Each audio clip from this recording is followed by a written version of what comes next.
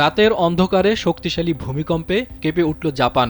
সোমবার রাত 11:15টার দিকে দেশটির উত্তর পূর্বাঞ্চলে 7.6 মাত্রার শক্তিশালী এক ভূমিকম্প আঘাত হানে। এরপর হাজার হাজার মানুষকে তাদের বাড়িঘর থেকে জোর করে সরিয়ে নেওয়া হয়।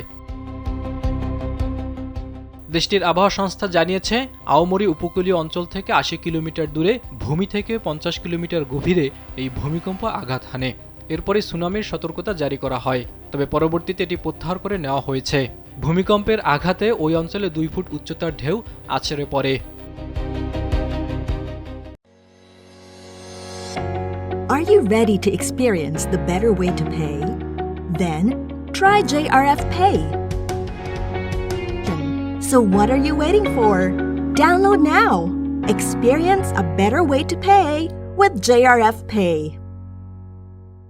এদিকে ভূমিকম্পের আঘাতে অনেক ট্রেন চলাচল বাতিল করা হয়েছে। এছাড়া হাজার হাজার মানুষ বিদ্যুৎহীন হয়ে পড়েছে। তবে আগামী কয়েকদিনের মধ্যে জাপানে আরও শক্তিশালী ভূমিকম্প আঘাত হানতে পারে। স্থানীয় সংবাদ মাধ্যমের প্রতিবেদনে বলা হয়েছে, জাপানের বাসিন্দাদের আগামী 1 সপ্তাহ পর্যন্ত সতর্ক থাকতে বলা হয়েছে।